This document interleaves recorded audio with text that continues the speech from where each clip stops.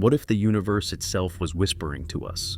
Not in the language of light or gravity, but in the language of rhythm, a beat in the dark, a pulse in the silence, a signal that repeats every 18 minutes, as though some unseen hand was striking the keys of a cosmic clock. Imagine the vastness of the night sky, where billions of stars burn with indifferent fire, yet somewhere, hidden among them, a pattern emerges, steady, precise, undeniable, not random, not chaotic, but deliberate, haunting in its perfection.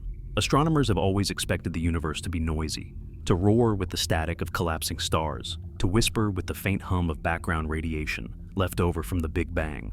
But this is something else, a signal that repeats not once, not twice, but endlessly, every 1,080 seconds, as if the cosmos itself were breathing on a metronome. It does not fit our catalogs. It does not bow to the rules of known astrophysics. It is not a pulsar whose heartbeat can be explained by spinning neutron stars. It is not a magnetar whose violent magnetic fields burst with chaotic fury. This is regular, too regular. And that, more than anything, is what terrifies us. Because in science, when we find order, when we see precision, we are forced to ask the one question that rattles the walls of human understanding. Who or what placed it there? The first time this signal was noticed, astronomers thought it was a mistake, perhaps interference from Earth, a radio tower, a satellite echo. Yet the data was checked, scrubbed, tested, verified again and again. It came from deep space, from a region so far, so empty, that no ordinary explanation could satisfy the growing unease of those who watched the pulse. Every 18 minutes, a cosmic clock ticking away, as though marking time towards something we could not see. Think of the dread of those who first stared at the data, watching the line rise and fall, like a heartbeat in the darkness, waiting. 18 minutes is long enough to anticipate, long enough to sweat, long enough to ask yourself what will come when the next pulse arrives, and it always did. Always perfectly on time, never late, never early. Like a promise kept by something beyond the stars. We are used to randomness, we are comfortable with chaos. The comfort of science has always been in probability, in the great dice roll of the cosmos. But order without explanation, feels different. It feels like intention, and intention in the cosmos carries with it a shadow. If something intends, then something exists. And if something exists, then we are not alone.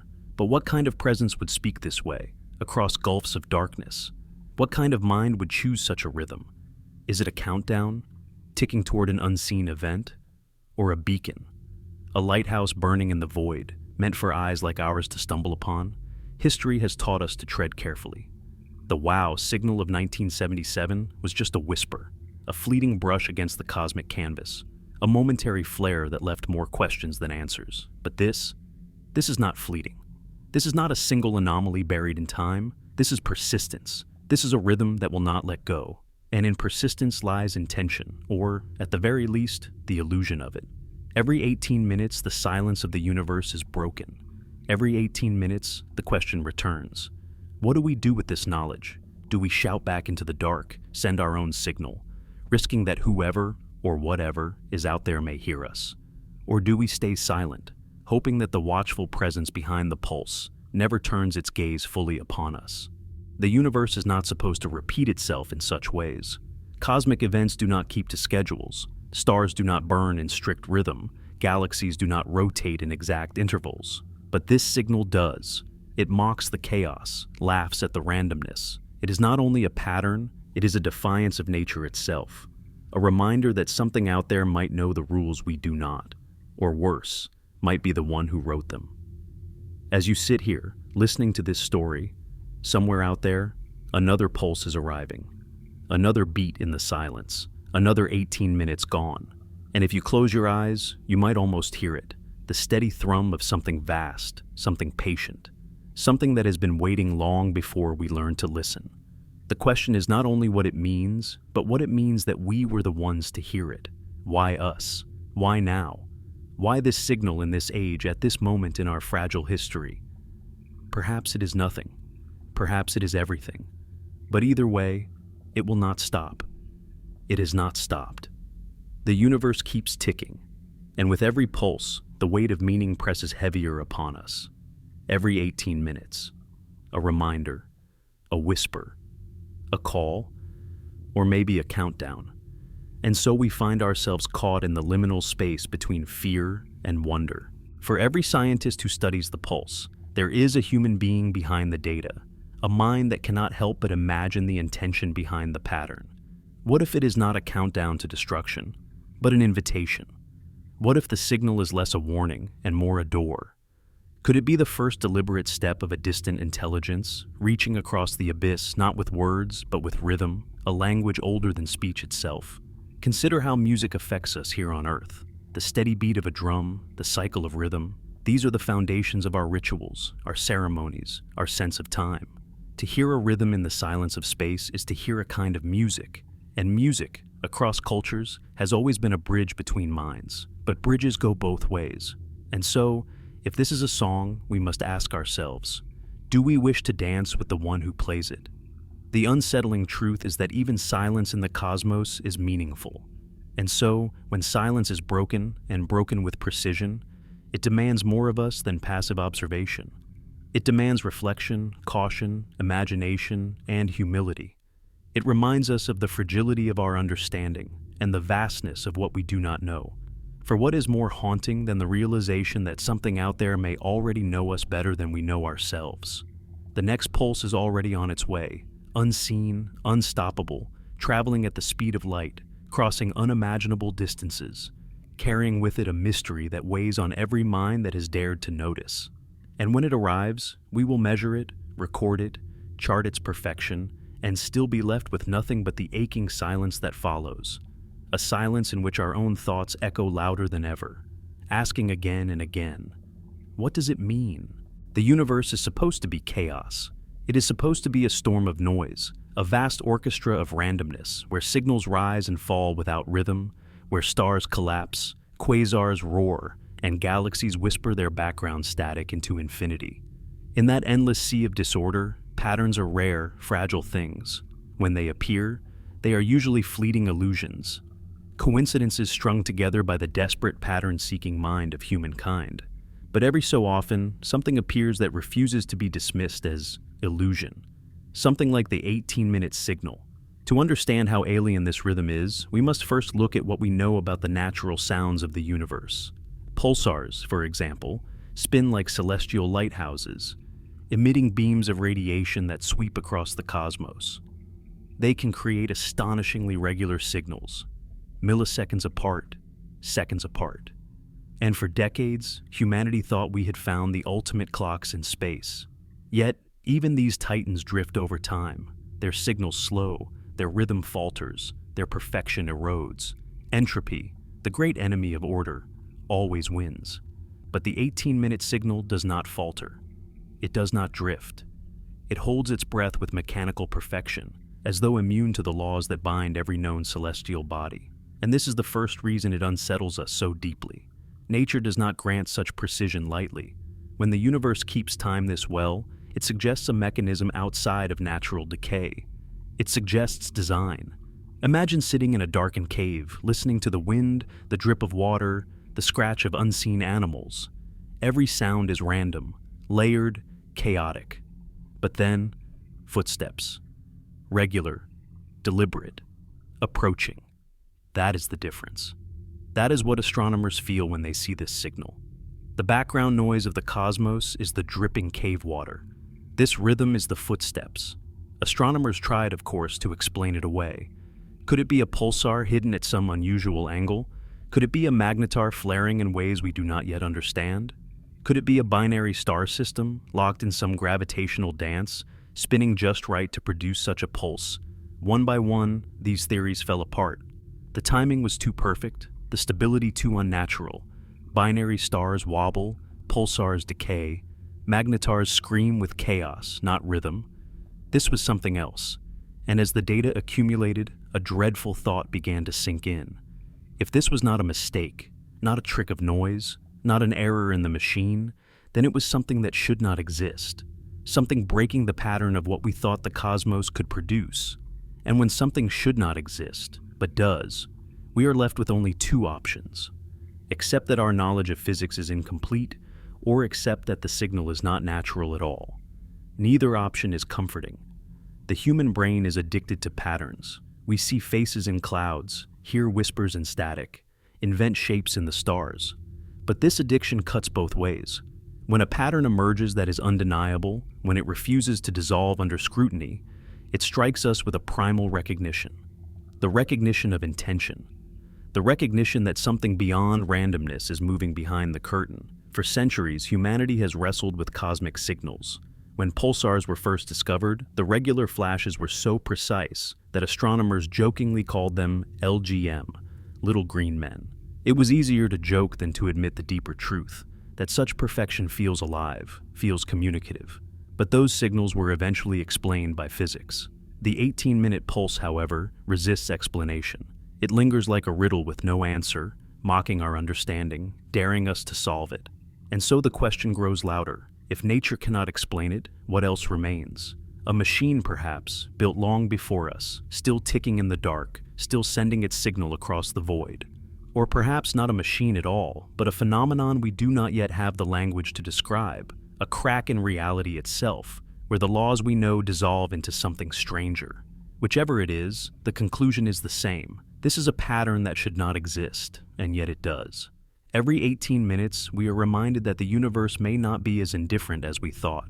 Our every pulse is a footstep in the cave, a sign that we are not alone in the dark after all.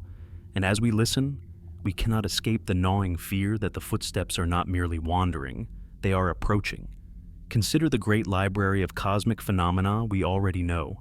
Fast radio bursts, brief but violent flashes of energy from the distant cosmos, arrive without warning, dazzling astronomers with their raw power. Some repeat, but never with the strict discipline of a clock. Some vanish after a single flare, never to be heard again. Their irregularity makes them comprehensible. The 18-minute signal, by contrast, mocks that irregularity. It feels less like a storm and more like a metronome, less like an accident and more like a rule. The human heart itself is irregular, skipping beats, racing under fear, slowing with calm. Even our bodies do not maintain such precision. And so, to hear a rhythm that holds for days, weeks, months, is to feel that something greater than flesh and bone is at work.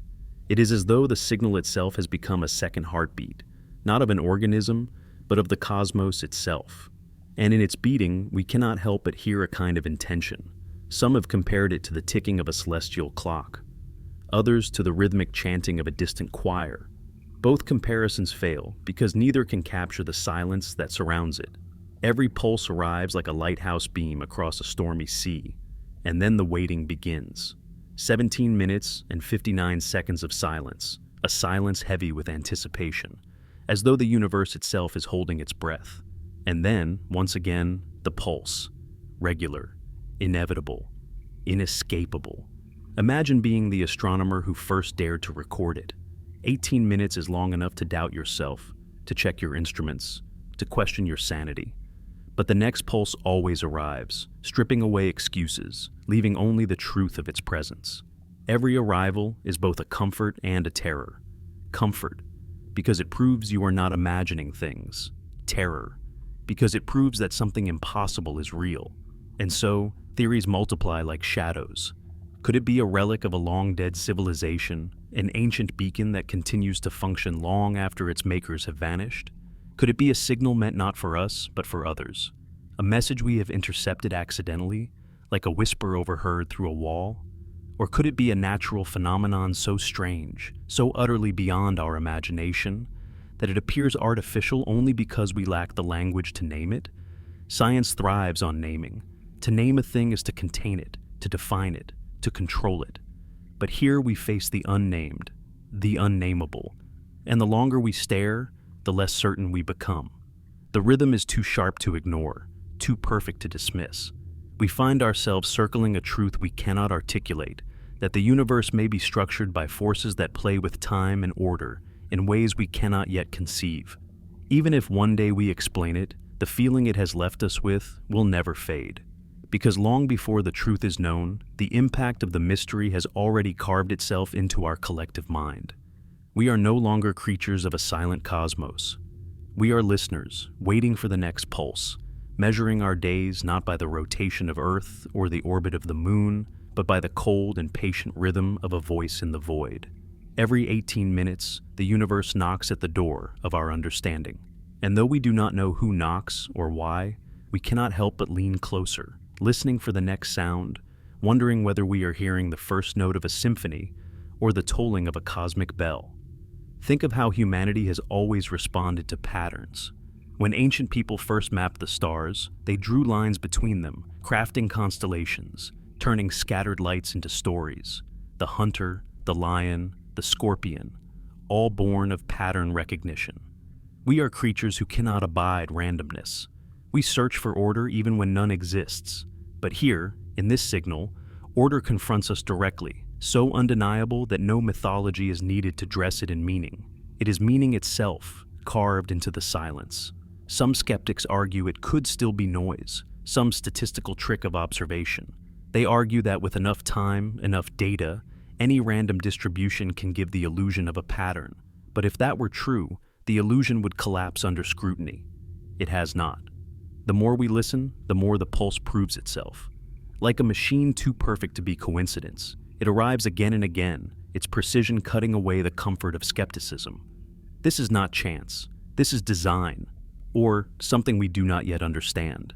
Our technology has long mirrored the very rhythm we now hear. The ticking of clocks, the blinking of satellites, the heartbeat of machines that orbit our planet. To detect the same kind of rhythm in the cosmos is to feel as though we are looking into a mirror, as though the universe itself has reflected back to us our own hunger for order. Is the signal a coincidence of physics, or is it a sign that intelligence, wherever it may reside, communicates through the same universal language of repetition? The silence between pulses is as haunting as the pulses themselves. Those long minutes stretch like an eternity, an abyss of uncertainty filled only with expectation. It is in those silences that imagination runs wild. What if the next pulse never comes? What if the silence lengthens, as though the cosmos has turned away, and yet it always comes, steady, unwavering? Its reliability is not a comfort, it is a burden, because with every arrival, the question of its origin grows heavier. Some scientists whisper that perhaps the signal is not reaching us by accident. Perhaps it is aimed, directed with purpose. That possibility chills the blood. Because if it is aimed, then it is aimed at us.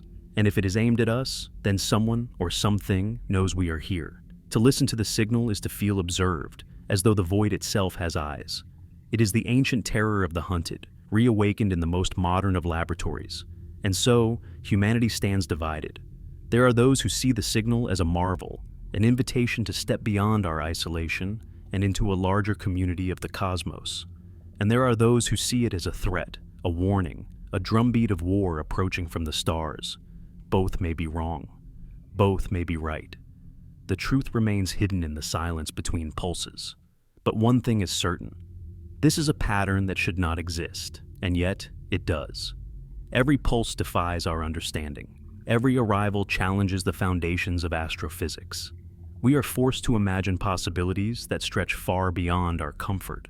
It is no longer a matter of whether the signal is real. It is a matter of what kind of universe produces such a rhythm, and what kind of beings, if any, lie behind it. Consider the weight of time itself. For centuries, humanity has measured its life in cycles. The rising of the sun, the waxing of the moon, the seasons of harvest and decay. Our calendars are built on rhythm, our bodies tuned to circadian clocks we cannot escape. Time is not merely an abstraction, it is our existence. And now, the universe has offered us a new clock, a new rhythm, one we did not invent, one that arrives from the stars. Every 18 minutes, it resets our perception of silence, reminding us that something beyond us holds the measure of time. It is as though we have stumbled upon a second heartbeat of creation. And with every beat we ask, whose heart is it? Some compare it to the doomsday clock, the symbolic measure of how close humanity stands to self-destruction. But unlike that human invention, this cosmic clock ticks without emotion, without politics, without our consent. It does not warn. It does not comfort. It simply continues, indifferent to what we imagine of it. And yet, in that indifference, we project our deepest fears, a countdown, a call, a signal of arrival. Perhaps all three at once. Throughout history, patterns in the sky have been taken as omens. Eclipses once terrified ancient civilizations. Comets were seen as harbingers of doom. When something in the heavens moved in ways unexpected, humanity trembled. Now, in the age of satellites and telescopes, we believe ourselves immune to such dread. We tell ourselves that science shields us from superstition. But the 18-minute pulse proves otherwise. Even armed with data, equations, and probabilities, we cannot help but feel that primal fear. The sky has spoken, and though we do not understand the language, we feel its meaning in our bones. The silence between pulses becomes a theater of imagination. Is the signal meant for us, or are we accidental eavesdroppers on a message meant for others? Is it a cosmic broadcast, or is it a code so simple that we cannot yet grasp its purpose? Like a single word repeated in a language we do not speak, it hammers its presence into our awareness, forcing us to acknowledge that meaning exists, even if translation does not. And so, the pulse becomes not just an astronomical anomaly, but a mirror. In it we see our own fear, our own longing, our own obsession with connection. It is not only a signal from the stars, it is a signal from ourselves, a reminder of how fragile we are, how desperate we are to know that we are not alone. Perhaps that is why it unsettles us so deeply. Because even if one day it is explained away by some new branch of physics, the memory of its rhythm will linger. We will never forget what it felt like to wait for it, to anticipate its arrival, to feel that in those 18 minutes, the universe itself was breathing with us. And still, the question deepens. What if this rhythm has been echoing long before we first tuned our machines to the heavens? What if civilizations before us, long vanished into dust, also heard it, also trembled at its perfection, also wondered whether it was meant for them? Perhaps we are not the first to feel its weight, not the first to pause our restless lives and count the silence between its arrivals. Perhaps the signal is older than our species, older than our planet, a patient reminder written into the very fabric of reality itself. If so, then to hear it now is to step into a story already in progress, a play whose first act began long before our kind learned to speak. And if there is a story, then there is an ending. The signal continues, and we, unwilling, have become its latest audience. Every 18 minutes, it returns, not weaker, not stronger, not altered by our fear or by our wonder. It simply endures. And in that endurance lies the deepest mystery of all, that something in the cold abyss refuses to be forgotten. And as we listen, we must ask ourselves whether we are bearing witness to an echo or to a voice that has only just begun to speak. History is not silent on the matter of strange signals. Long before the 18-minute rhythm carved itself into our consciousness, other whispers from the cosmos reached human ears and unsettled human hearts. Some were fleeting, like sparks in the dark. Some were so regular they teased at the possibility of intelligence, before retreating into the safety of natural explanation. But always, the memory of those first encounters lingered, echoes of a universe that seemed to be hiding messages just out of reach. Now, with the arrival of this signal, we are forced to revisit the past and confront the shadows it casts into our future. It began with the pulsars. When Jocelyn Bell Burnell in 1967 noticed the unusual scruff on the charts of her radio telescope, she had no idea she was about to change astronomy forever. The signals came too regularly, too precise. Not random bursts, not chaotic flares, but steady, rhythmic pulses. The first designation for the source was LGM-1, Little Green Men. A joke, but not entirely, because what else could explain such a steady beacon in the void? Soon the truth was revealed. Rotating neutron stars, collapsed remnants of massive suns, flashing their beams across space like celestial lighthouses. What had seemed a message was, in fact, a mechanism of physics. And yet, the memory of that first moment, the shiver of what if, never truly faded. Then there was the WOW signal, 1977. Detected by the Big Ear radio telescope in Ohio, a sudden and unexplained spike in radio intensity lasting 72 seconds. So unusual, so striking, that astronomer Jerry Ullman circled it on the printout and wrote "Wow" in the margin. It was a human reaction, raw and unfiltered, capturing the awe of discovery better than any scientific paper could. The WOW signal was never explained. It never repeated. It came once and then was gone, like a door opening for a brief instant before slamming shut. Was it a transmission? A cosmic accident? We never knew. And yet, decades later, people still whisper about that single anomaly, a ghost of meaning that continues to haunt the corridors of science. There have been others. Strange bursts, odd patterns, unexplainable flares. Each time, hope rises, the possibility of contact glimmers, and each time, the explanation arrives. Atmospheric interference, satellites, terrestrial noise, or eventually some newly discovered astrophysical phenomenon. Each mystery dissolved, leaving behind not answers but scars, reminders of how fragile our search is, how easily our longing to connect can be fooled by the randomness of the cosmos. And yet, the 18-minute signal is different.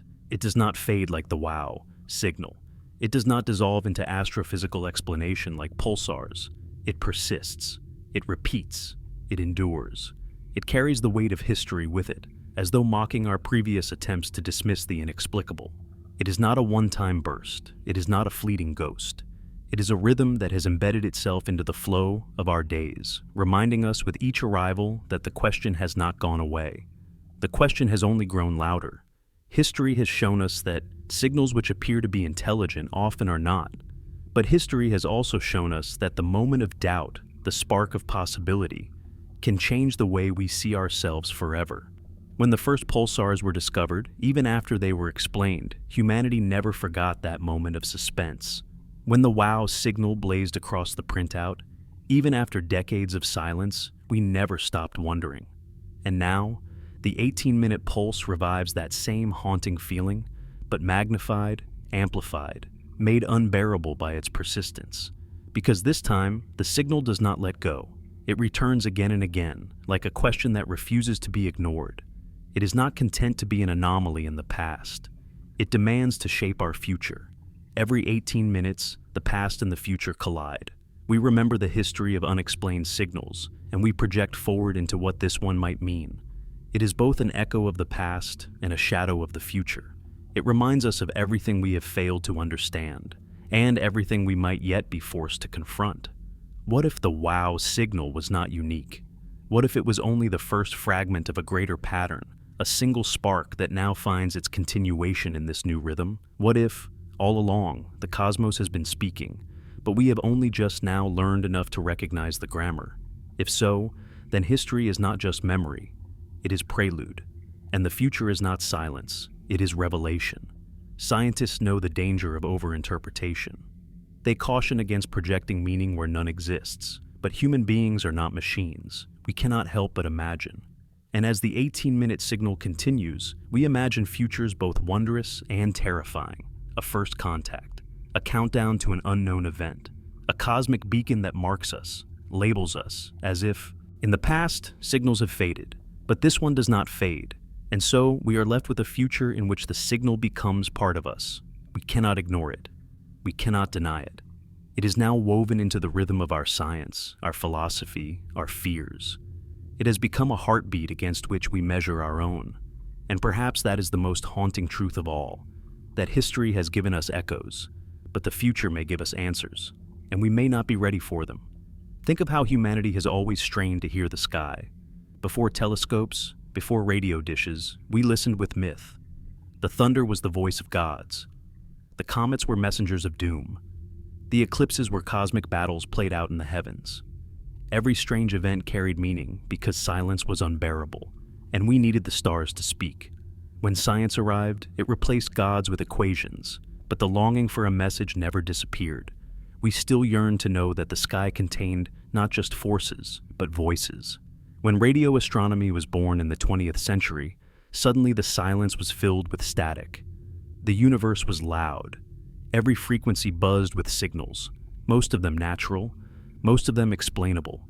Yet, buried in that noise were anomalies, and every anomaly made the heart leap. Could this be it? Could this be contact? The Cold War years especially sharpened this hunger. If humanity could hurl satellites into orbit, if we could beam signals across oceans, surely someone else out there could do the same. Surely we were not alone in this experiment of communication.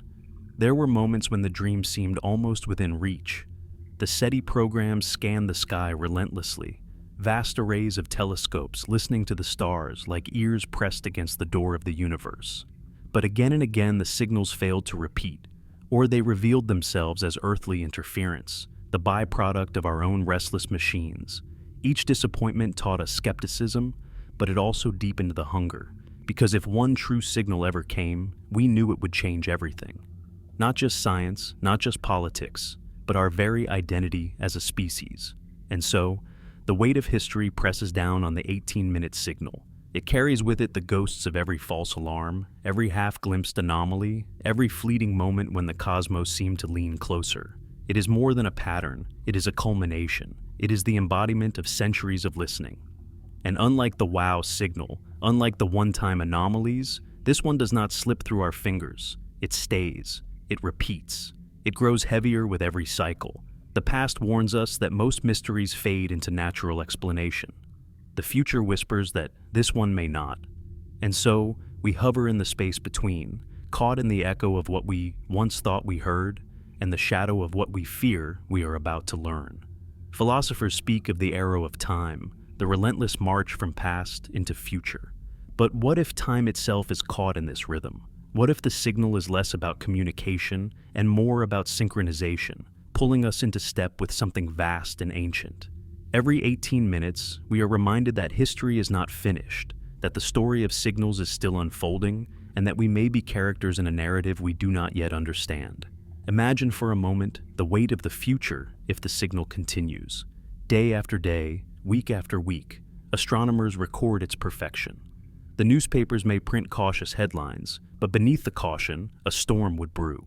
Governments would hold secret meetings. Military strategists would wonder, is this a threat? Philosophers would ask, is this a revelation? And ordinary people would lie awake at night, counting the minutes, imagining the next pulse in the darkness. What if it continues for years? What if the signal never fades? Eventually, it would become more than a mystery. It would become a marker of our era, the generation that lived under the rhythm. Children would grow up knowing that, somewhere out there, something was pulsing every 18 minutes, like the tolling of a bell across the universe. It would not be just a scientific anomaly, it would be the backdrop of human life itself, an invisible pendulum swinging through our collective psyche. Some scientists already speak of the possibility that the signal is a kind of cosmic artifact, a machine so ancient that its makers are long gone, but its rhythm endures, like the ticking of a clock found in the ruins of a forgotten civilization. Others imagine something more terrifying, that it is not an artifact but an announcement, a signal of presence, a flare to say, here we are. If so, then what happens when the ones who lit the flare arrive? History warns us that contact between civilizations is rarely gentle. When ships arrived on unknown shores, it was rarely the beginning of friendship. It was conquest. It was collapse. Could the same be true when civilizations meet across the gulf of space? Or are we projecting our own history onto the cosmos, blind to the possibility that intelligence elsewhere might not follow the same brutal paths? The 18-minute signal forces us into these questions, whether we wish to face them or not.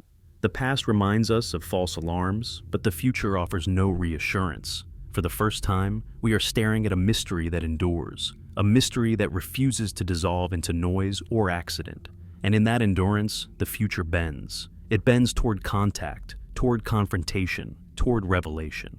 We imagine two futures, one in which the signal is explained, filed away into the catalogs of astrophysics, another quirk of nature made mundane by understanding, and another future, darker and stranger, in which the signal never explains itself, in which it continues decade after decade until its presence becomes unbearable, which is more terrifying, that the signal is something natural we cannot yet explain, or that it is something unnatural that we can never escape.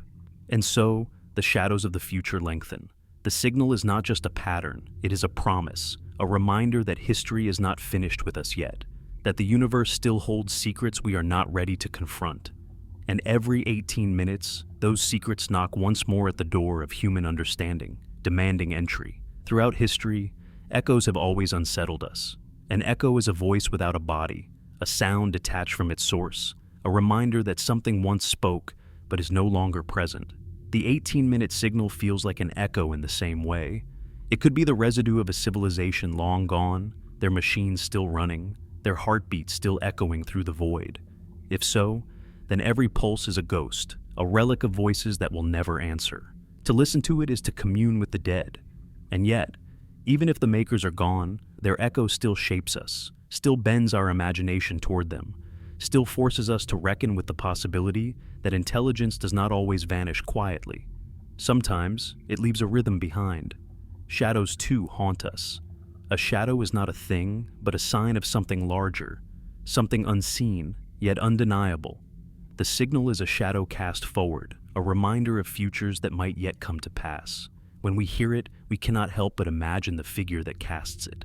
What waits beyond the silence? What shape belongs to the shadow? It could be salvation, it could be destruction, it could be something so alien we cannot even name it. But shadows demand attention. They draw our eyes toward what is hidden. And so, with every pulse, the future itself leans over us, casting its shadow upon our fragile world. Psychologists would say that waiting is the cruelest state. To wait is to live in uncertainty, to carry a question that cannot be answered. The scientists who sit with this signal know that torment well. They watch the clock. They hear the silence. They wait for the next arrival. 17 minutes and 59 seconds of doubt. 1 second of revelation. Then the cycle begins again. It is not just data they are recording, it is a ritual of suspense.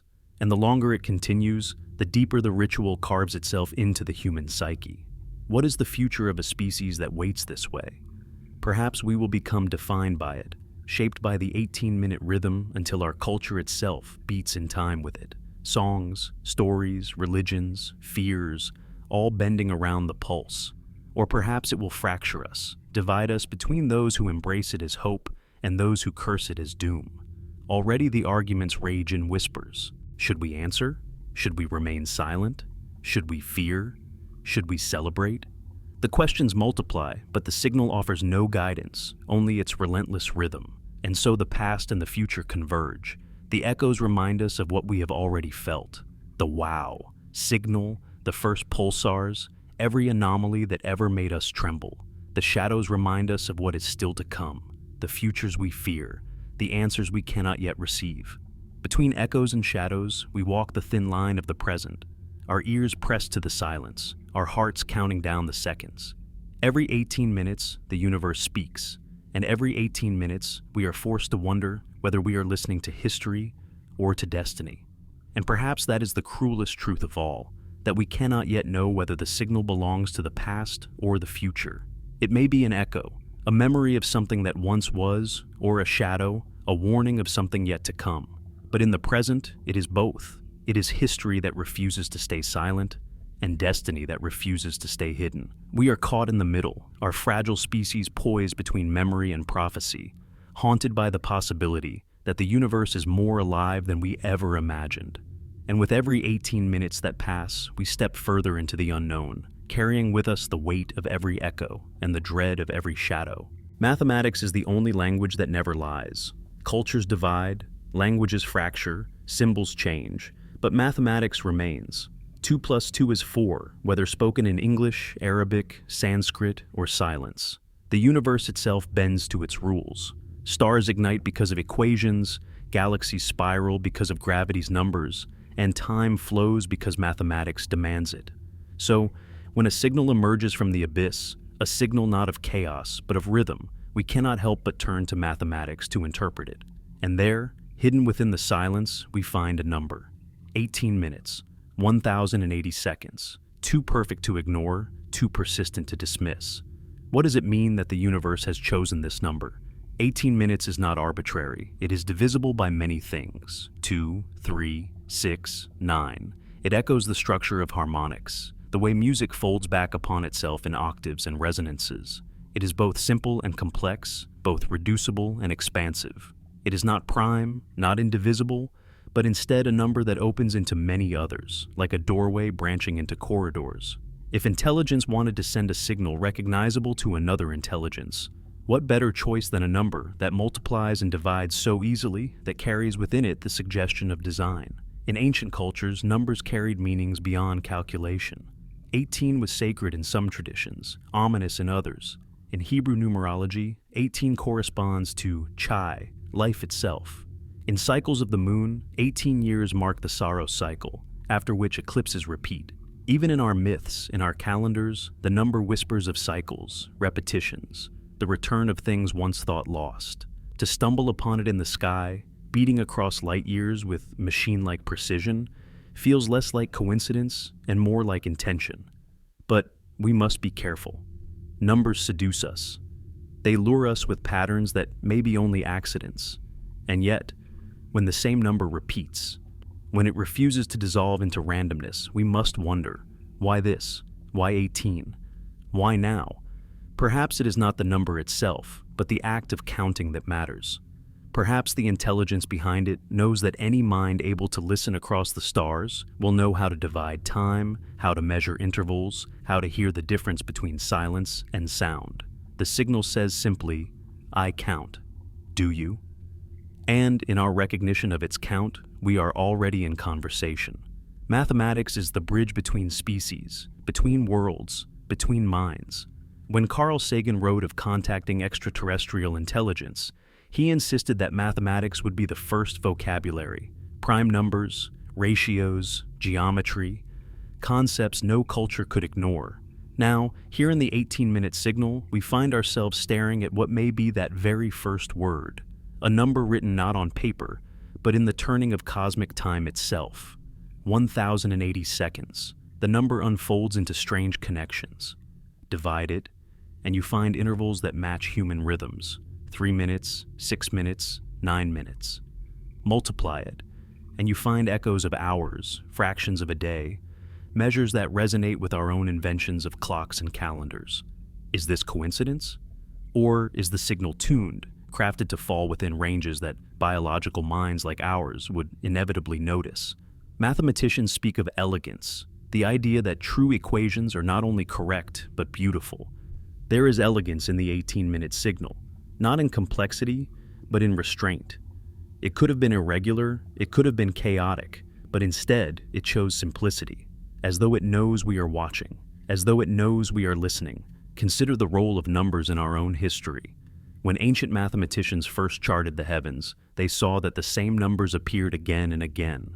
The ratio of a circle's circumference to its diameter. Pi, infinite, irrational, eternal.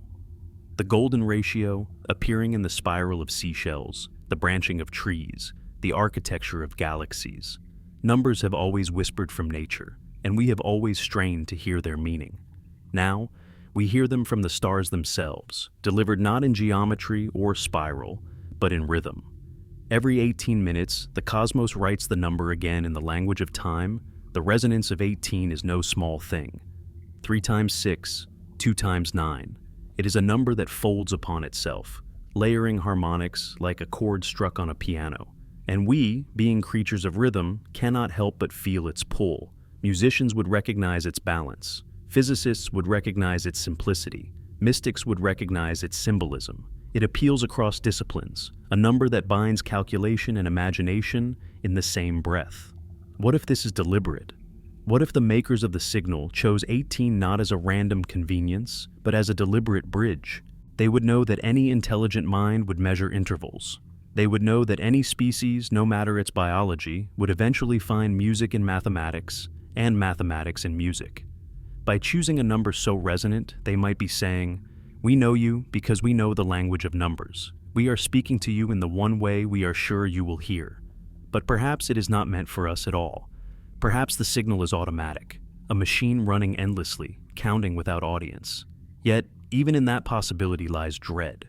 Because if the machine is blind, its rhythm is still chosen. The clock still ticks because someone, somewhere, once wound it. And that someone knew what numbers meant. Our species has long been seduced by numerology. We see omens in digits, patterns in dates, portents in calculations. The number 18 has been sacred and profane, a sign of life in one culture, a sign of bondage in another. Is it coincidence that the cosmos itself now hums with it? Or are we, in our desperation, imposing our fears and hopes onto the impartial ticking of a star-born clock? Yet, mathematics does not care for our fears. It does not bend to interpretation. The signal could be coincidence. The number could mean nothing. And yet, it is there, etched into the silence of the sky, indifferent to our meaning-making, and that very indifference is what gives it power. It is the difference between a random knock on wood and the regular tolling of a bell. The knock might be accident. The bell never is. 18 minutes. Long enough for a thought to form, for anticipation to grow, for dread to ferment. Long enough to make us wait, to make us measure ourselves against the silence. 1,080 seconds. Every interval, both a beginning and an ending, a closing of one cycle and the start of another. It is rhythm not only in space, but in consciousness. It has become part of us, whether we will it or not. Prime numbers have always fascinated us in the search for communication with the beyond. Carl Sagan and many others argued that if an intelligent species wished to announce itself, it would begin with primes. They are universal, irreducible, the fingerprints of intelligence etched into mathematics itself. The 18-minute signal is not prime, but it is a multiple, a structure that invites division, invites recognition. Perhaps this is more profound than a prime, because it allows layers of meaning. It offers a canvas of ratios, a lattice of harmonics, a mathematical invitation to peel back its structure like layers of an onion. If someone wanted to prove they could count, they might choose primes. If they wanted to show they could design, they might choose 18. Physics, too, whispers its relevance. The cycles of planets around stars, the resonances of moons around giants, the orbital dances of celestial bodies, all reveal ratios, numbers embedded in motion. Jupiter's moons Io, Europa, and Ganymede, locked in a resonance of 1, 2, 4, create a pattern so elegant it feels deliberate. Saturn's rings sing with resonances, gaps carved by numbers alone. Nature itself speaks mathematics. So what happens when something outside of nature begins to count as well? The 18-minute pulse feels less like accident and more like resonance imposed upon chaos, as though someone is tuning the cosmos to a key we do not yet understand. We have built our own clocks from mathematics. Atomic clocks measure the vibrations of cesium atoms, so precise they drift only seconds over millions of years. GPS satellites rely on those rhythms, allowing us to navigate the globe. Without numbers, without rhythm, our world would collapse into confusion. Now, hearing a rhythm from the sky, we must confront the possibility that someone else has built a clock as well. But unlike our clocks, which serve us, this one does not answer to us. We are not its masters. We are its audience. Culturally, 18 has been a number of meaning. In Chinese tradition, the number 9 is powerful, eternal, heavenly. 18, being twice 9, becomes a symbol of great strength, sometimes fortune, sometimes fate. In Jewish tradition, the number 18 means chai, life, a symbol of blessing. In ancient Mesopotamia, multiples of 3 and 6 carried mystical significance, folding into cosmologies of order and chaos. Again and again, human beings have reached for this number, assigning it meaning, finding its shadow in our lives. And now, the universe itself repeats it, as though our myths were only echoes of something written long before. Perhaps we are inventing connections where none exist. Perhaps 18 minutes means nothing, just as a stone falling in a river means nothing. But numbers do not fall like stones. They repeat. They endure. They insist. And when they appear with such persistence, they demand attention. They demand interpretation, even if the interpretation terrifies us. Mathematics is universal, but it is also merciless.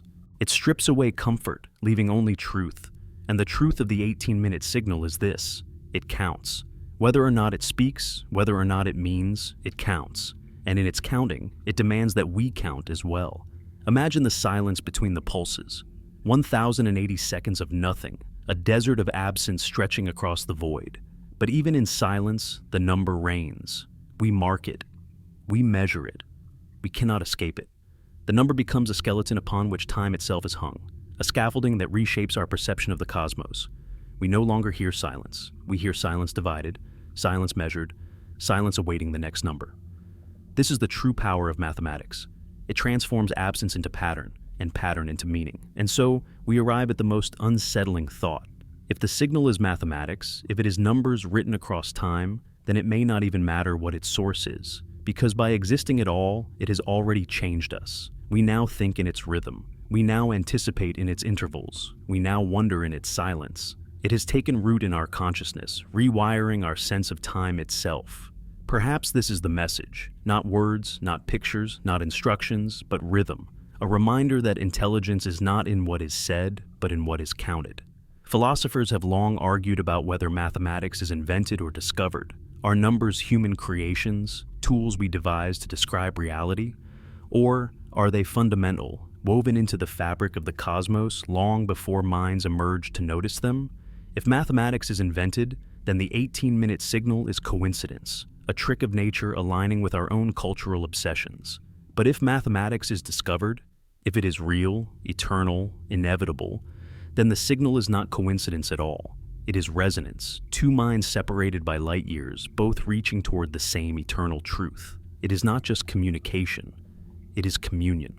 Plato spoke of a world of forms, perfect ideals that exist beyond time and space.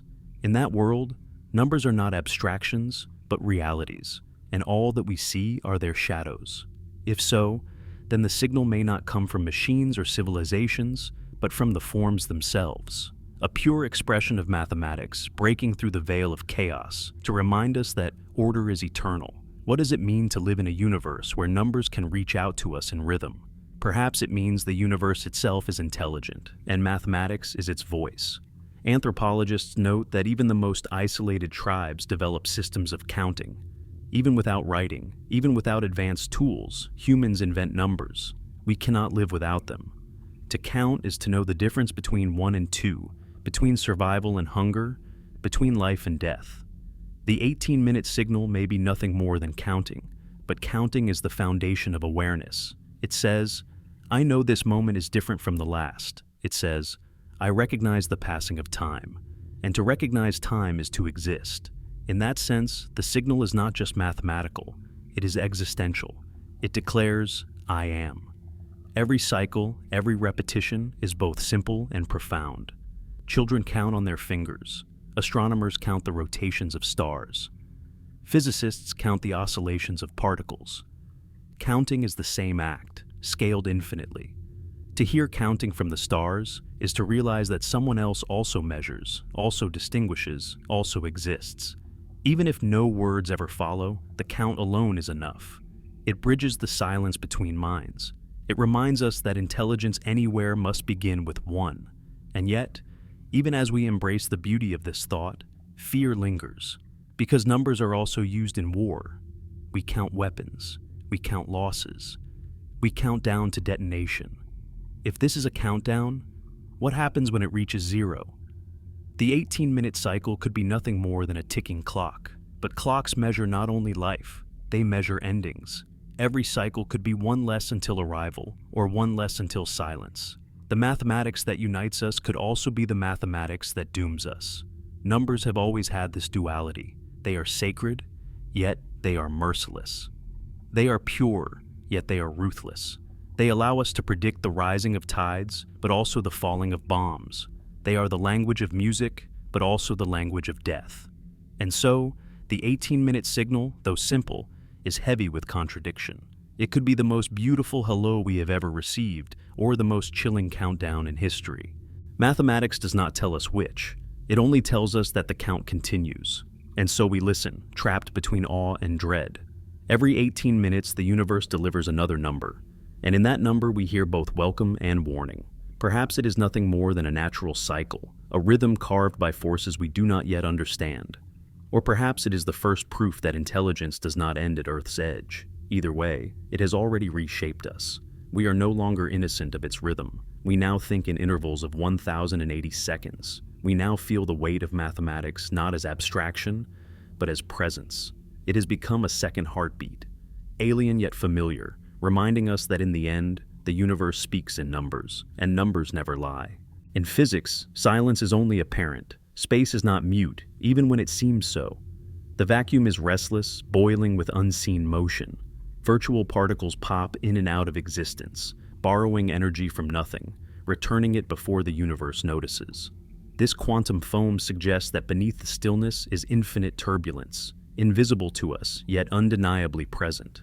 The 18-minute pause, then, could be the same, a facade of stillness concealing turbulence beneath her.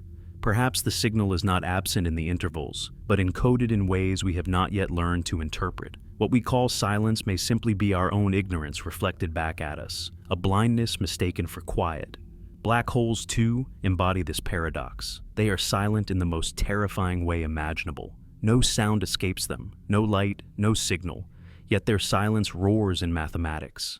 Their presence is betrayed not by noise, but by the void they carve, by the way nearby stars vanish, by the way time bends. When astronomers first realized the existence of black holes, they knew them not by sound, but by absence. The silence between the pulses may operate in the same manner, a cosmic black hole of meaning, emptiness that proves presence. What if the silence is the very proof of the intelligence behind it, a restraint so deliberate that it dwarfs our own impatience?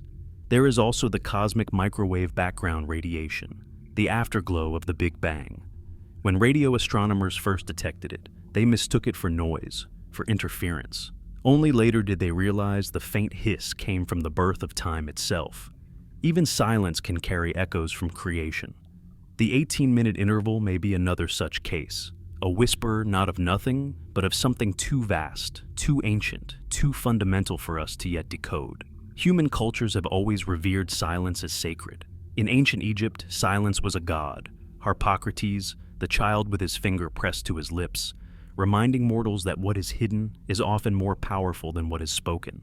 In Buddhism, silence is not emptiness, but fullness, a gateway to enlightenment. In the Christian tradition, monks in cloisters filled their days with long hours of silence, believing that God spoke clearest when the world was quietest. The same reverence echoes in Islam, where the prophet is said to have found divine revelation, not in clamor, but in solitude. In Hindu meditation, silence is the resonance of Om, the primordial sound that is also stillness. Across time and across faiths, silence is the sacred partner of sound. Perhaps this is why the silence of the 18-minute signal disturbs us so deeply. It is involuntary reverence. We are forced into meditation by a power beyond ourselves, forced to wait and listen. The cosmos has placed its finger to its lips, and we, trembling, obey. We are not in control of the silence, yet we must endure it. And in enduring it, we are transformed, whether we choose to be or not. Psychologists know that silence is unbearable for the human mind. In experiments, subjects placed in soundproof rooms reported hearing phantom noises within minutes. The brain cannot tolerate nothingness. It creates sound to fill the void. Some hear whispers, others hear music, others invent entire conversations. The 18-minute silence may be doing this to us on a planetary scale. Already scientists debate whether faint fluctuations in the gaps are meaningful or imagined. Already speculation clouds perception. The longer we stare at the silence, the louder it grows in our minds. We cannot endure it as blankness. We must project upon it. We paint onto the silence our fears, our hopes, our prophecies. The silence is not silence at all. It is a mirror. The possibility that silence itself encodes meaning should not be ignored. In cryptography, absence can be as important as presence. Deliberate gaps, intentional pauses, carefully structured intervals, all can carry messages. Perhaps the signal is not in the pulses at all, but in the emptiness between them. Perhaps we are staring at letters while the words are written in the spaces.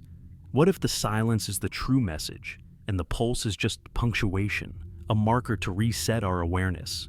If that is true, then everything we think we are hearing may be backwards. The silence is the voice, and the signal is the pause. It would not be the first time silence carried terror. During the Cold War, military analysts feared silence on enemy channels more than chatter. A sudden quiet could mean an attack was imminent. In nature, too, silence is warning. The jungle grows still when predators stalk. The birds fall quiet before storms. The forest hushes before fire.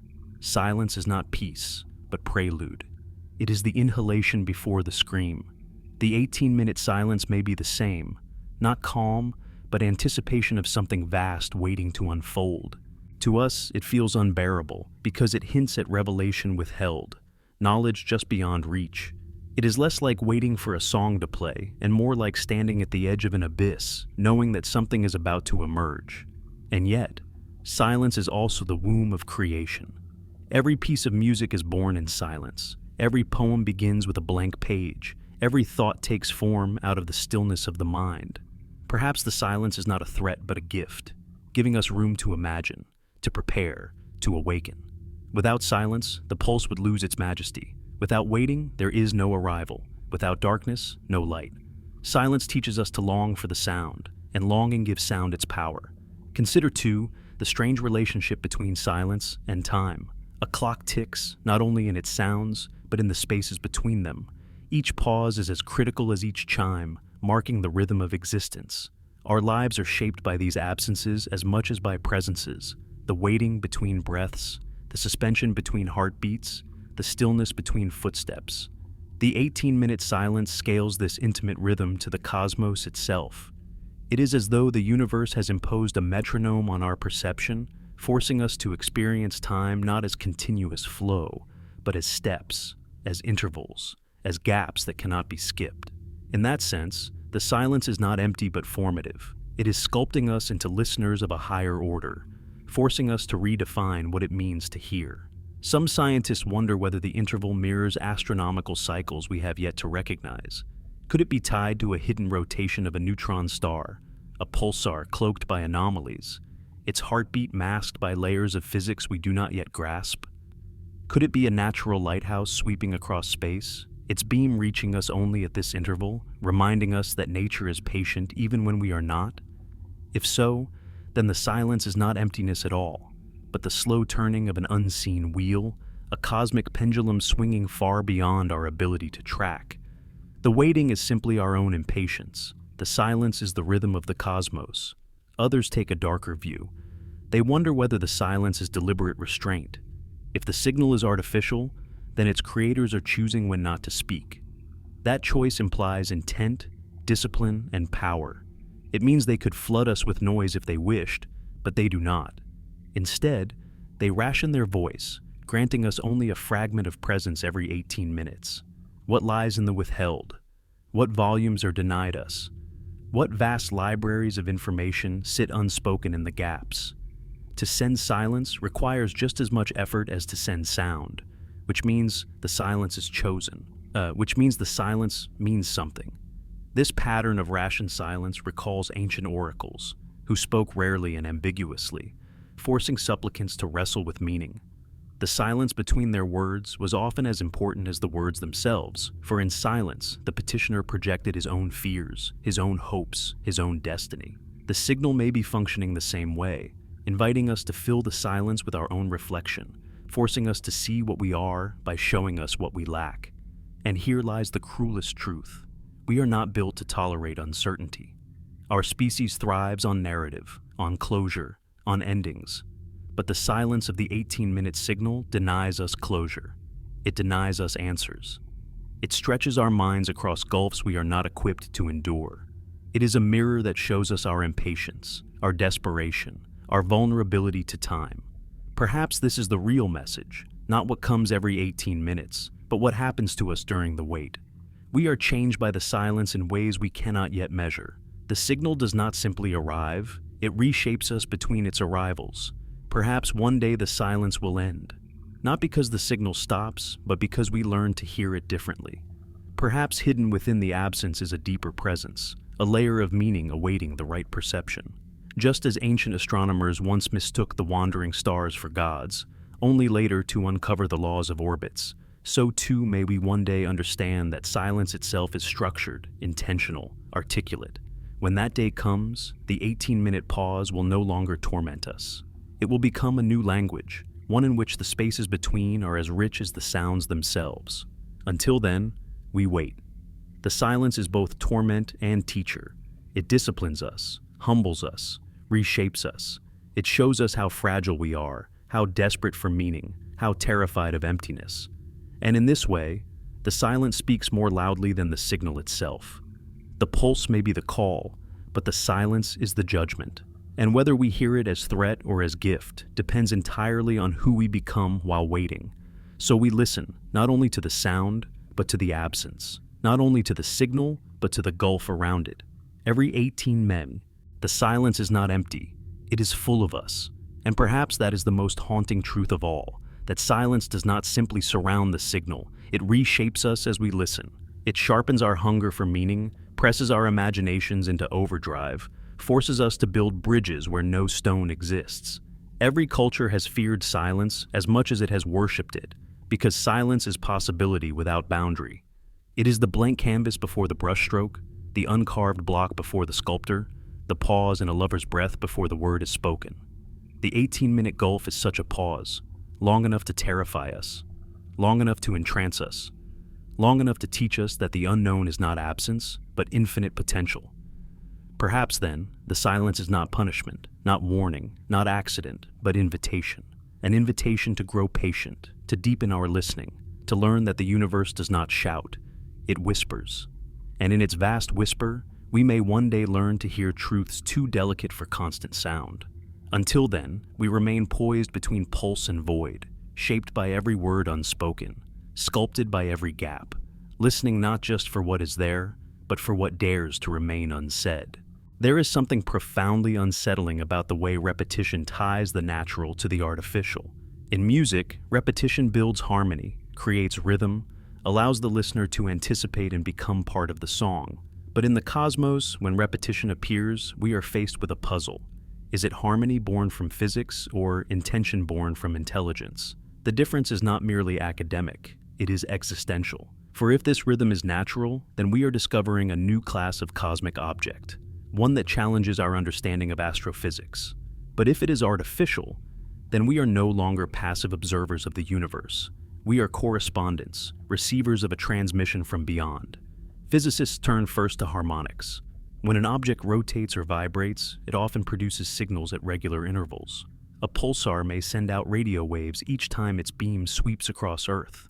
A planet's orbit may resonate with another, locking them into rhythmic dance. Even the electrons and atoms have cycles, oscillations that define the very structure of matter. But harmonics, by nature, tend toward complexity. They drift, they shift, they reveal multiple layers of rhythm. This signal does not. It is austere, singular, unwavering. Like a monk's single drum struck at the same interval, again and again, unmoved by chaos. Mathematicians then dissect the number itself. 18. In base 10, it is the sum of 3 sixes, a pattern that cultures across history have assigned ominous weight. In prime factorization, it is 2 times 3 times 3, a structure of repetition within repetition. Could the choice be deliberate? If another intelligence wished to prove intention, it would choose a number with mathematical weight, a number that whispers meaning even across cultures that never spoke. To us, 18 is not random. It is rhythm folded within itself, a cycle that repeats in its very bones. Throughout human history, repetition has been our bridge to the divine. Chants repeated until voices blur into trance, bells tolling at regular intervals to mark sacred hours, drums echoing in the night to summon, to warn, to celebrate. Each repetition reshapes the human mind, bends it toward unity, draws it out of time. Psychologists know that repetition alters consciousness, erodes resistance, makes the unfamiliar familiar. Could the signal be doing the same? Repetition not merely as message, but as method, as if the act of hearing it again and again is itself part of the communication. But repetition also carries dread. A dripping faucet that never stops drives one to madness. A knock that repeats without answer awakens primal fear. The tick of a clock, each second identical, marches us toward our own mortality. The 18-minute interval becomes unbearable precisely because it is predictable. We cannot escape it. We cannot unhear it. And in that predictability, we feel controlled, as though the signal is not asking permission to enter our lives, but demanding it, insisting on our attention, bending our thoughts around its rhythm. Scientists have tried to model the interval as resonance, perhaps the spin of a star slowed by magnetic drag, or the orbit of a binary object caught in a tidal lock. Yet each attempt fails. The physics does not hold. No known mechanism produces such unwavering precision over such a span. And so, the suspicion returns. If it cannot be explained by what we know, perhaps it belongs to what we do not.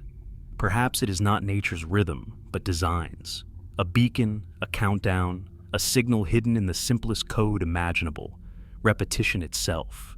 What terrifies us most is that repetition implies intention, and intention implies mind. To repeat is to choose. To repeat exactly is to insist. If something repeats across years, decades, centuries, it suggests patience beyond comprehension. It suggests a will that waits, a will that does not waver, a will that has no need to hurry. And in that patience, we glimpse both wisdom and threat. What kind of being speaks not in bursts, not in language, but in intervals longer than our own attention spans? What kind of mind shapes silence into a pattern so vast that we mistake it for background noise until we look closer and see the design? Repetition is the architecture of memory. It is how humans learn, how culture endures, how language survives. Without repetition, nothing is remembered. Without memory, nothing persists. If the signal repeats, perhaps it is not merely speaking. It is preserving. Preserving a truth across the erosion of time, across the decay of civilizations, across the deaths of stars. Perhaps the message is not for us alone, but for anyone, anywhere, who learns to listen long enough to notice the beat. And yet, the possibility of countdown lingers. For what else is a repeated signal but a clock? Every cycle that passes without answer is a step towards something. We do not know whether the end is revelation or ruin. All we know is that the clock is already ticking, and that we, by noticing it, have entered into its countdown. Across the history of science and myth alike, we have feared and revered the cycle. The orbit of planets became the bones of calendars. The beating of the heart became the measure of life. The rising and falling of tides told us that the ocean itself breathed in rhythm with the moon. Cycles became prophecy. The Mayan long count, the Hindu yugas, the endless turning of the Buddhist wheel. When the cosmos speaks in repetition, humans instinctively bow, for rhythm has always carried authority. To deny it is to deny time itself. And here, in the 18-minute cycle, we find the oldest story retold in a new medium, a signal so vast that it seems both alien and intimate. We are born into cycles we cannot escape: birth, decay, return. But this cycle is not ours. It is older, colder, more deliberate. It reminds us that intelligence, wherever it arises, must also contend with time. And perhaps the only universal language is rhythm, because rhythm survives translation, survives culture, survives even silence. Numbers may differ, words may die, but repetition endures. Psychologists have studied what happens when humans are exposed to perfectly regular patterns for long stretches. The mind begins to project meaning onto them, to hear messages hidden in noise, to imagine voices in the hum of machines. This is the mechanism of conditioning, of trance, of surrender. Could the signal, simply by repeating, be altering us? Not with content, but with cadence? If so, the message is not what comes through the radio, but what it does to our thoughts as we wait for the next pulse. The universe becomes a metronome, and we cannot help but synchronize. Repetition has always been the drumbeat of power. Kings announced their decrees with bells tolling at set intervals. Priests summoned the faithful with gongs that echoed predictably across valleys. Armies marched in time, their synchronized steps transforming individuals into a single force. Repetition unites, and repetition controls. If the signal is deliberate, then whoever built it knows this truth. They know that to repeat is to command attention, to shape thought, to dominate time itself. And so, the question grows darker. Is this rhythm benevolent or coercive? Is it an invitation to dialogue or a summons to obedience? Every cycle sharpens the tension. Every gap in between becomes charged with expectation. We are trapped between beats, waiting, imagining, dreading. The silence that follows becomes unbearable, precisely because we know it will end. This is not random noise. It is a hand knocking from beyond the stars, steady, relentless, patient. And one day, perhaps soon, that hand will not only knock, it will open the door. Perhaps repetition is not accident, but architecture. Perhaps it is the scaffolding upon which meaning will one day be hung, the bare bones of a language waiting for flesh. Until then, we listen, counting minutes, counting heartbeats, counting the distance between us and whatever intelligence insists on being heard. For now, the signal is only rhythm, but rhythm, as history teaches us, is never only rhythm. It is the skeleton of song, the structure of command, the heartbeat of gods, and in this cold, unwavering beat, humanity hears the echo of something vast, something deliberate, something that may one day demand an answer. There is a darker interpretation still, the signal as trap, a cosmic lure cast into the sea of stars, waiting for minds hungry enough to bite. History is full of such snares. False beacons lit by wreckers to lure ships to shorelines where they would shatter and be plundered. Sirens whose songs drew sailors into rocks. Even in modern times, false distress signals have led rescuers into ambush. What if the 18-minute rhythm is no different? A light in the darkness that says, "Come closer, reveal yours." The cadence itself feels like a riddle, a countdown or an invitation. Each repetition feels like a metronome marking time until something inevitable arrives. Yet, it could also be a hand extended, asking only that we respond. The cruelty is that we cannot know which. To answer might be to spring the trap. To stay silent might be to miss the opportunity. And so we exist in paralysis, caught between dread and yearning. Humanity has always known the ache of calling into the dark. We have prayed to silent heavens, chanted to absent gods, sung into caves and oceans. We send signals even when we suspect no answer will come. It is in our nature to reach.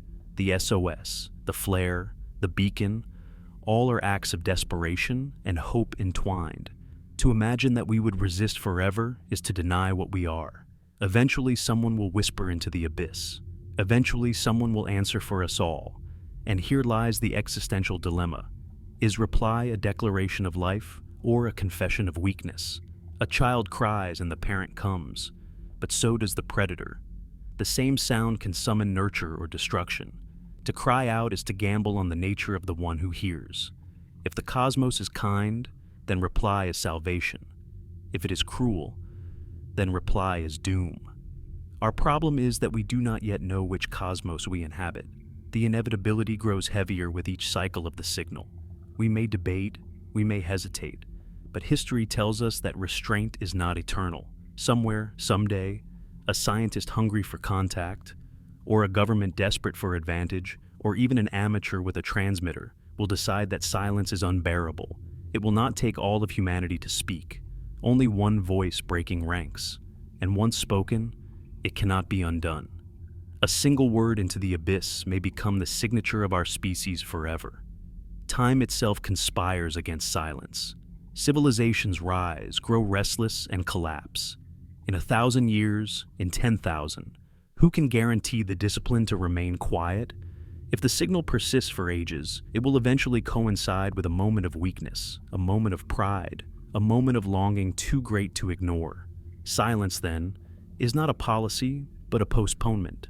The question is not whether we will answer, but when, and whether we will survive the consequences. There is also the question of design. The signal is patient, repeating every 18 minutes with tireless regularity. Such patience may not be ours. It may have been crafted by beings who understand that time is the true weapon, that the longer the rhythm persists, the more it wears us down.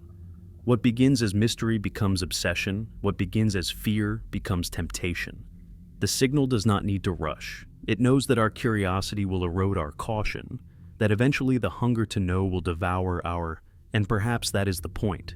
Not to communicate, but to corrode, to take a civilization and place it in the grip of an unanswerable question, to watch as it tears itself apart in debate, suspicion, and obsession. Already we have factions. Those who demand we answer, those who demand we stay silent, those who call it natural, those who call it divine. The 18-minute rhythm has fractured us, and perhaps that is the truest measure of its power. What enemy needs weapons if a simple pulse can ignite a bow? But what of hope? Can we imagine the possibility that this is neither trap nor test, but gift? That it is not designed to frighten us, but to prepare us? A civilization wise enough to survive might understand that fear is the first reaction of the young. They might know that only through fear does courage emerge, only through doubt does faith endure. Perhaps the rhythm is the training ground of trust, a way to stretch our imagination until we are ready for the words that might one day follow. Still, the silence between the beats grows heavier. Every cycle feels like an hourglass turning, a reminder that the cosmos does not bend to our pace. We are given the question, but not the answer. And in the dark, imagination multiplies. Is it a countdown to an arrival, a clock ticking toward disclosure? Or is it simply eternal repetition, a song with no end, daring us to break the symmetry? We do not know. And perhaps that not knowing is the very crucible in which our species will be forged. The silence of the universe has always been our paradox. Statistically, the stars should swarm with civilizations. Thousands, millions, maybe billions of them. Yet for all our listening, we have found nothing but quiet. The Fermi paradox looms over us. Where is everyone? And then, from that abyss of absence, one signal arrives. Not a multitude, not a choir of voices, but a solitary rhythm. 18 minutes between each beat. It is almost worse than silence, because it answers the paradox, not with a cho. In this way, the signal feels like both resolution and indictment. Perhaps civilizations are rare because most are destroyed by their own voices. Perhaps this one rhythm is not a message to us at all, but the residue of the last survivor, echoing endlessly as a monument to what once was. To hear it, then, is to touch the gravestone of a species unknown. But to answer it, what would that make us? The mourners, or the next epitaph? Humanity has long lived under the tyranny of countdowns. We built clocks not only to measure, but to warn. The doomsday clock, ticking closer to midnight with each new weapon built. The Mayan calendar, misunderstood as a prophecy of the end. Even our religions frame history as a countdown toward judgment, apocalypse, or salvation. We have always imagined the end as rhythmic, inevitable, a drumbeat none can escape. The 18-minute pulse taps into that ancient terror, the suspicion that time itself is. But perhaps the signal is not end, but beginning. A cosmic starter's pistol, a mark that says, "You are on the line. The race has begun." If so, then we are not waiting for arrival, but already running the course. Every 18 minutes is not a warning, but a reminder that we are late to a contest we do not yet understand. The thought chills more than comfort, for to join a race blind is to risk sprinting toward oblivion, and yet, the image persists, haunting, inescapable, of the watcher. The idea that someone, somewhere, already waits. That the rhythm is less a beacon than a heartbeat, steady, patient, enduring until the day another pulse answers it. And if that day comes, what then? Will the rhythm quicken into dialogue, or will it fall silent, mission complete? We do not know, but the question itself shapes us, forces us to imagine futures both radiant and catastrophic. The truth is that we are already changed. Before the signal, we were alone in a silent sky. After the signal, we are uncertain, unsettled, no longer sure of solitude. That uncertainty is the infection. It gnaws at policy, at philosophy, at faith. It seeps into art, into science, into the quiet corners of our thoughts before sleep. It divides and it unites. It frightens and it inspires. The signal's greatest power may not be in what it means, but in what it does to us. It has already become the mirror in. And so, Segment 7 closes as it must, with dread unresolved. Is the rhythm a call we must one day answer, or a snare we must eternally resist? Is it a heartbeat, a countdown, a hymn, or a tombstone? For now, it remains only what it has always been, repetition without explanation. The question is not whether it will speak again, for we know it will. The question is whether, when it does, we will be ready to listen, or reckless enough to respond.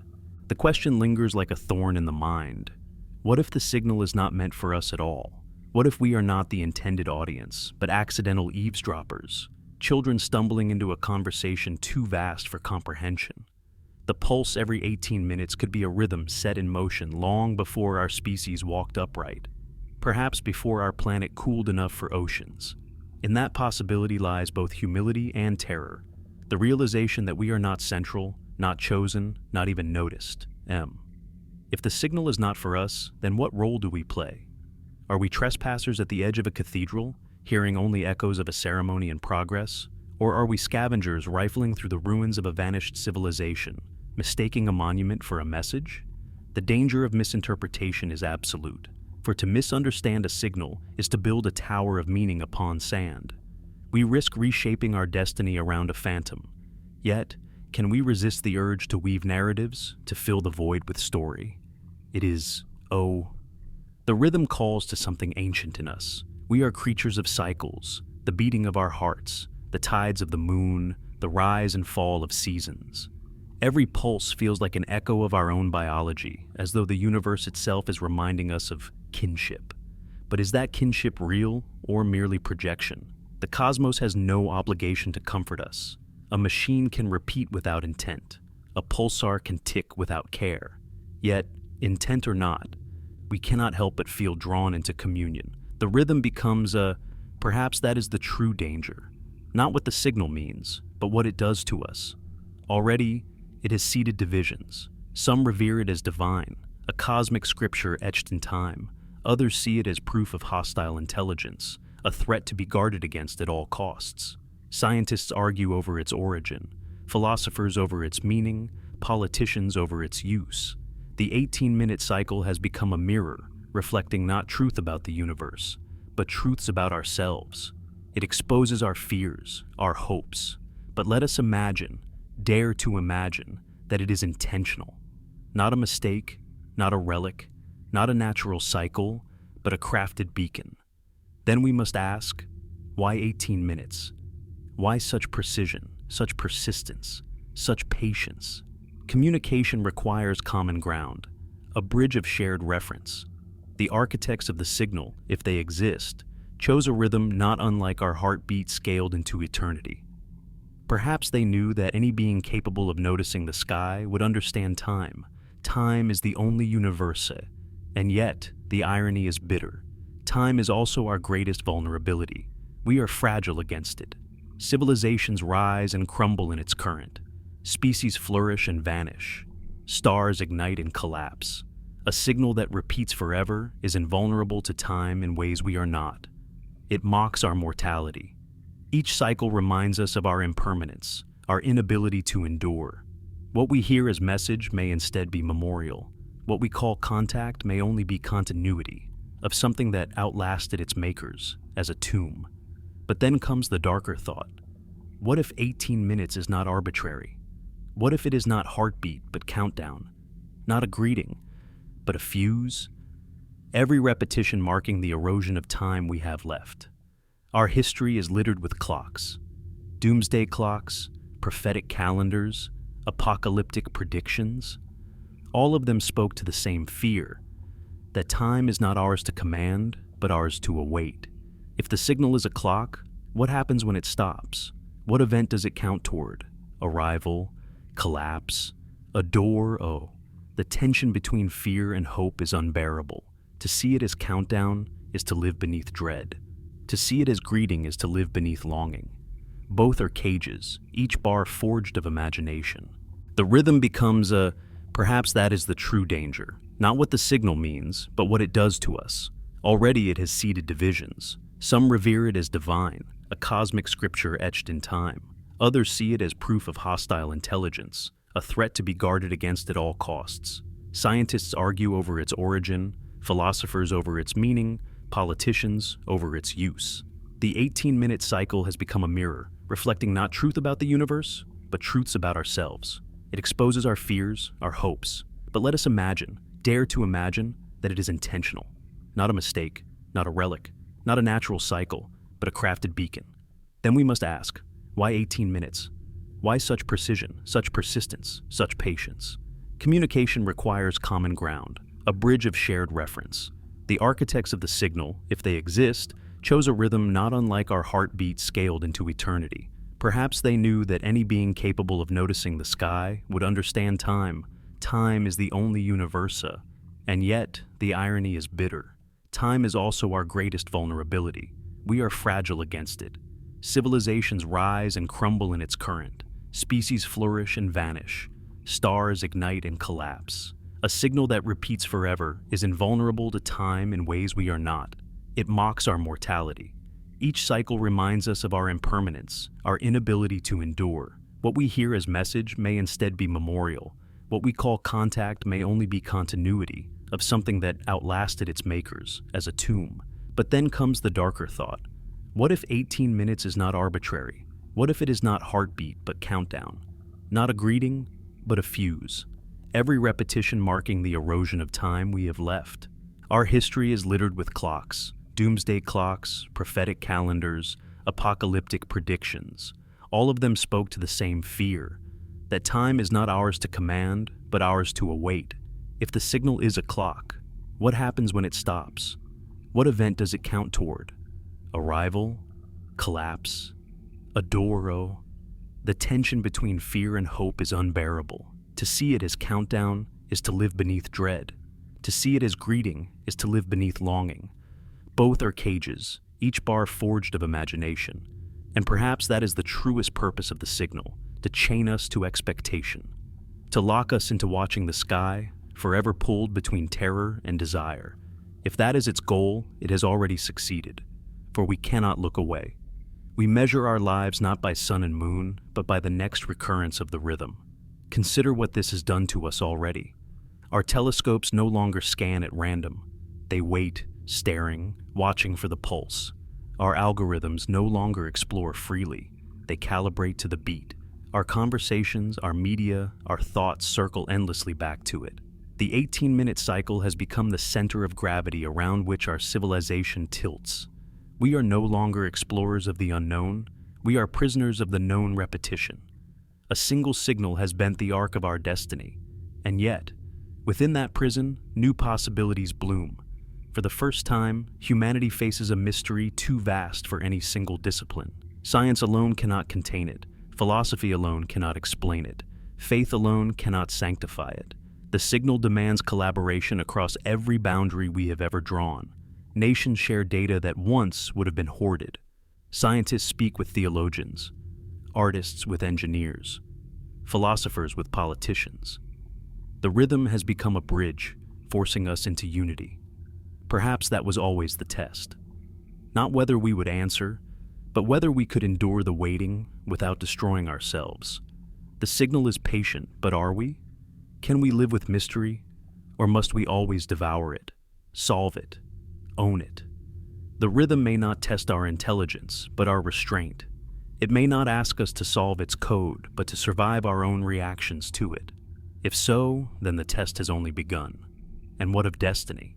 Humanity has always dreamed of being summoned, by gods, by prophecy, by stars.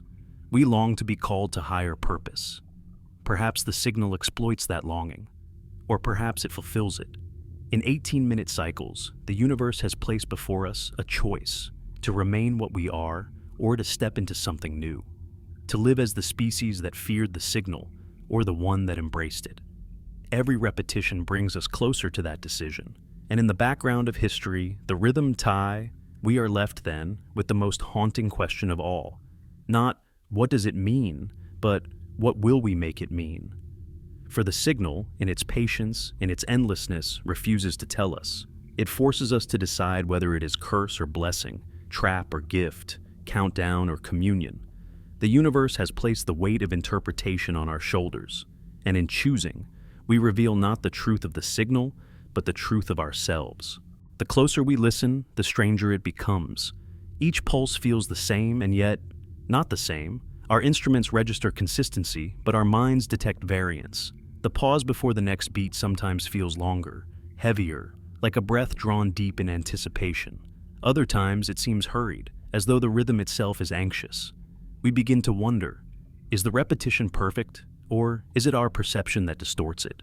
Are we hearing a cosmic metronome, or are we projecting emotion onto the indiff? We humans cannot bear silence without meaning. We turn static into voices, shadows into faces, coincidence into destiny. Perhaps that is our greatest gift, and our greatest curse. The signal has become the mirror of this trait. Every 18 minutes it hands us a blank canvas, and we rush to paint it with our fears and our hopes. Some whisper of alien warnings, others of celestial salvation, still others of cosmic indifference. The truth remains hidden, but the act of imagining has already reshaped our. Some researchers propose the signal is part of a lattice, one beam of a vast geometric pattern spread across space, each frequency marking a point, each rhythm marking a line. If that is true, then we have only stumbled upon a single thread of a tapestry beyond imagination. Somewhere, other pulses may be waiting, each with its own rhythm, each with its own geometry.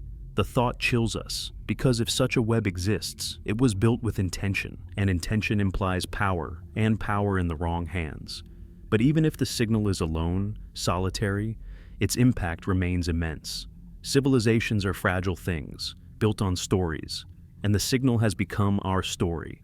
It bleeds into art, politics, science, even into the prayers of children. It appears in music, translated into notes and symphonies. It is etched into architecture, encoded in murals and memorials. The signal has left the sky and entered our veins. It has become a new mythology in real time. Never before has humanity witnessed the birth of a myth, Yet beneath the myth lies the shadow of dread. Each repetition is an invitation to obsession.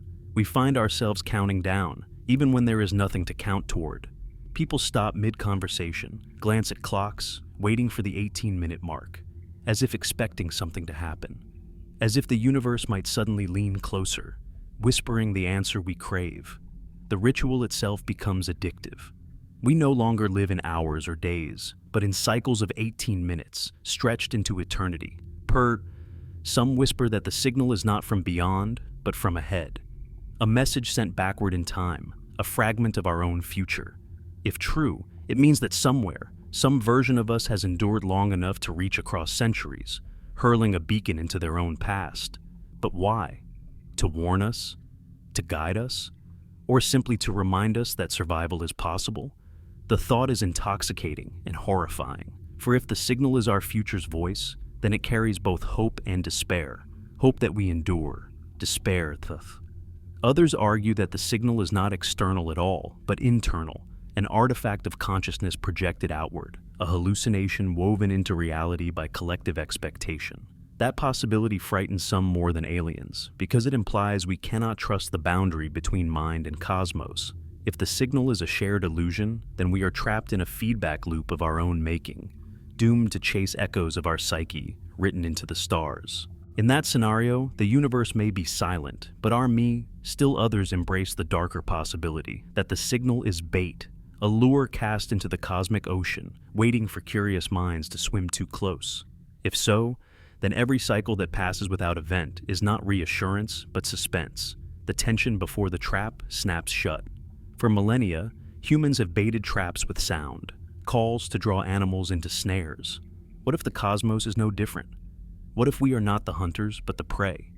The idea is unbearable, and yet, like moths to flame, we listen all to. The fear of bait is mirrored by the temptation of call. Some insist the signal is not dangerous, but a gift, an opportunity to step beyond isolation. They believe we are destined to respond, to send our own rhythm back across the void. To them, hesitation is cowardice. Silence is betrayal. The divisions grow sharper. Nations argue over whether to reply. Debates rage in parliaments, in conferences, in secret rooms. Some build transmitters in secrecy, convinced that the call must be answered at all costs. And so, humanity stands suspended, balanced on the edge of action and inaction. The signal does not change, but we do. With every repetition, the weight of decision grows heavier. Our own silence begins to feel complicit, like ignoring a knock at the door. And yet to speak is to risk catastrophe. The paradox tightens its grip. We are condemned to choose between danger in silence and danger in speech. Perhaps that is the true genius of the signal, that it forces us into paralysis, a prison not of its making. But what if the signal itself is alive? Not the voice of a civilization, not the artifact of a machine, but something stranger. A pattern woven into space-time itself, repeating as naturally as a heartbeat, yet conscious of its own existence. Could the universe itself be alive, and the signal its way of murmuring to us? The thought stretches belief, and yet we cannot dismiss it. If the cosmos has a pulse, then every 18 minutes we touch it. And in that touch, perhaps we are changed in ways we cannot. The truth, for now, remains hidden. But the consequences are already real. The rhythm has infected our time. It has become part of the human condition. We are no longer defined solely by Earth and Sun, but by the pulse from deep space. Whether countdown, call, trap, or mirror, it has written itself into our destiny. The question is no longer whether we will respond, but whether we can bear the silence if we never do. For silence, too, is an answer, and perhaps, in some unimaginable future, we will learn. And so, Segment 9 draws toward its end, not with clarity, but with deepening shadows. The signal continues, unwavering, unyielding, eternal. Every 18 minutes it asks the same question, and every 18 minutes we fail to answer. But the failure itself may be the story. The waiting itself may be the meaning. For in waiting, we reveal who we are. And in that revelation perhaps lies the beginning of the end, or the first trembling step toward a greater dawn. What if the signal never stops? What if, long after our cities crumble, after our names are forgotten, the rhythm still marches on, steady, patient, eternal, a voice without a speaker, a countdown without an end, a call without a listener? Could it be that the signal is not waiting for us at all, but will simply continue regardless of whether we rise, fall, or vanish? If so, then perhaps the most humbling truth of all is this: the cosmos does not need us. It beats to its own pulse, indifferent to our X, and yet we cannot let go. For if it does continue beyond us, then it carries us with it. Every measurement, every recording, every thought we have poured into understanding it will become part of the signal's story. In some unimaginable future, perhaps another intelligence will find both pulse and record together, the signal of the stars and the whisper of the apes who once tried to decipher it. In that union, we would survive, not as flesh or bone, but as wonder, immortalized in rhythm. But there is another possibility, darker and stranger, that the signal is not eternal, but finite, that one day, perhaps tomorrow, perhaps millennia from now, it will simply stop. Imagine the world on that day. Imagine the silence after the last beat. Humanity would wait and wait and wait, the minutes stretching into hours, the hours into days. And then, the unbearable realization, it is gone. The universe, once punctuated by a cosmic drum, falls silent again. What then? Do we breathe relief or mourn? Some will say the signal was always meaningless, a quirk of physics, a trick of perception. They will argue that we projected our longings onto static, that we built myth from noise. But even if they are right, does that make it meaningless? For if meaning is what we create, then the signal has already shaped us, regardless of origin. It has altered the trajectory of our thought, of our art, of our sense of place in the cosmos. Even as illusion, it is powerful. Even as error, it is transformative. Others will say the signal was always everything: a message, a map, a mirror, a warning. That in those 18 minutes lies the key to the universe itself. They will claim that one day when our minds evolve, we will hear the hidden code beneath the pulse, the true language woven in repetition. They will insist that only then will we realize the signal was not mystery, but mercy, that it was always telling us what we needed to know, if only we could learn to listen. And if they are right, then the sig. Perhaps the truth lies in neither extreme. Perhaps the signal is simply what it is: rhythm. Neither meaningless nor divine, neither trap nor salvation. A fact of the cosmos, no more or less. And yet, is that not wondrous? That the universe, vast beyond measure, indifferent to our struggles, might still contain such mystery? Mystery enough to move us to awe, to terror, to longing? Even if the signal is no more than a cosmic heartbeat, it has done what all great mysteries do. It has called us to wonder. We stand, then, in the tension between silence and sound, between knowing and not knowing. We are suspended in the same rhythm as the signal, caught in its orbit. And in that suspension lies the essence of being human, to reach toward what we cannot grasp, to strain to hear what we may never understand, to live in questions, to burn with curiosity, to ache for answers. That is our fate, and perhaps our glory. The signal repeats. It will repeat after this sentence ends. It will repeat as you close your eyes tonight. It will repeat as generations pass, as continents shift, as stars are born and die. It will repeat, indifferent, eternal, mysterious. And each time it does, the question will return: is this a countdown or a call? We may never know, but in not knowing, we find the infinite, and in the infinite, we find ourselves.